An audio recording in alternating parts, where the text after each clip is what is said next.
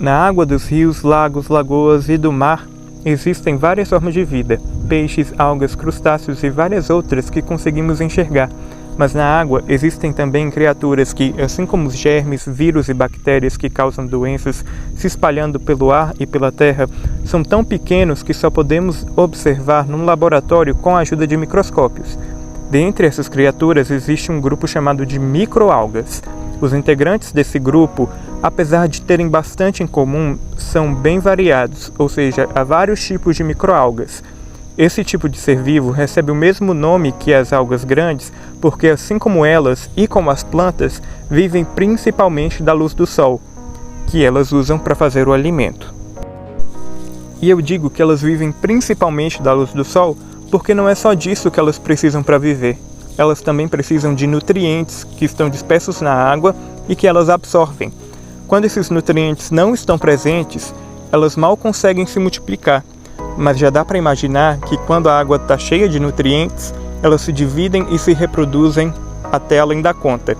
Quando elas encontram essas condições muito boas, se tornam tão numerosas que conseguimos enxergar manchas na água, o que a gente chama de floração. Dependendo do tipo de microalga que faz a floração, a mancha tem cores diferentes. Podem ser vermelhas, laranjas e esverdeadas.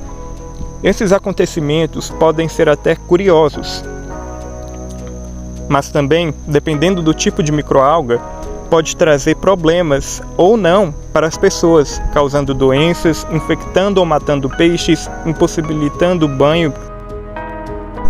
Essas florações sempre aconteceram naturalmente com intervalos de anos, mas o problema é que elas vêm acontecendo com muito mais frequência nos últimos anos, por conta de a água ter se tornado muito rica nos nutrientes que as microalgas usam.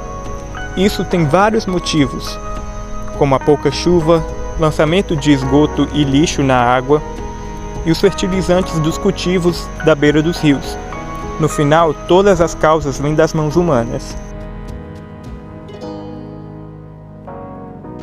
As diatomáceas são algas microscópicas unicelulares que ocorrem em ambientes aquáticos.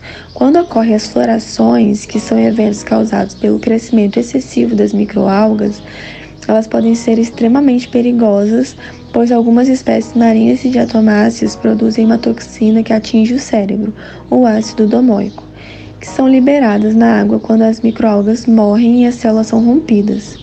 O primeiro registro foi em 1987, no Canadá, quando uma floração da diatomácea fez com que 103 pessoas fossem hospitalizadas e 3 foram a óbito por conta do consumo dos moluscos bivalves contaminados. Outro caso mais recente foi em 2017, na Califórnia, quando vários leões marinhos apareceram doentes, em alguns casos até mortos.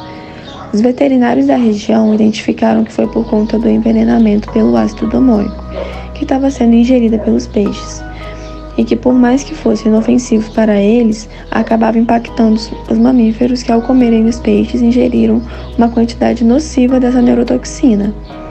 A contaminação em seres humanos acontece por meio do consumo de animais marinhos, principalmente por molúsculos bivalves como os mexilhões e ostras, que por serem filtradores ingerem essas toxinas presentes no mar. O ácido domóico é de difícil degradação, sendo bioacumulado no organismo desses animais. Consequentemente, quando nós ingerimos, nós nos contaminamos também. As microalgas podem ou não ser tóxicas.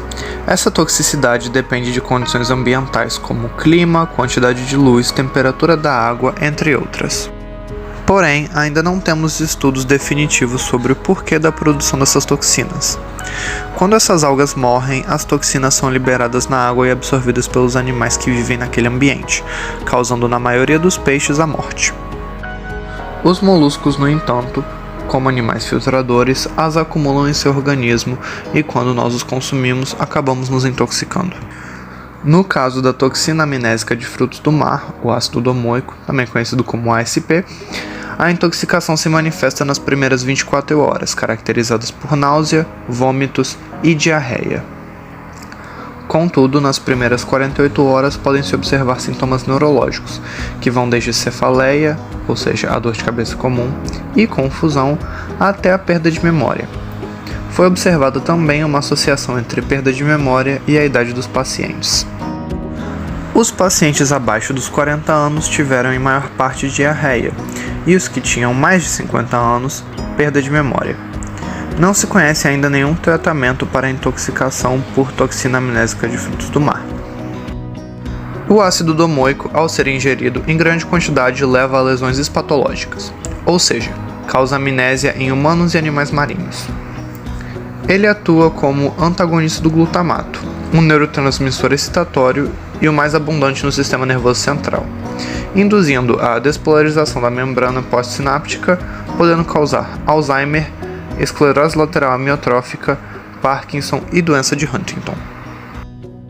Para evitar a intoxicação, devemos ficar atentos aos sinais. Não entrar em águas que apresentam aquela grande mancha vermelha por cima e observar se já não há aparições de grandes quantidades de peixes mortos, além de consumir apenas mariscos cultivados em sítios com monitoramento de fitotoxinas.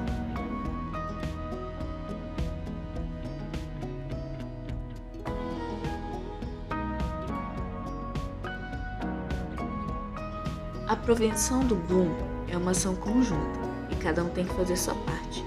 Jogar o lixo no lugar adequado e manter as matas ciliares para evitar a contaminação de corpos d'água são parte da população ribeirinha. Já garantir o saneamento básico e rede de esgoto direcionada ao lugar certo é dever dos governantes e deve ser cobrado pela comunidade. Dessa forma, não ocorre a eutrofização e diminui a probabilidade de liberação de toxinas na água, mas devemos ficar sempre atentos.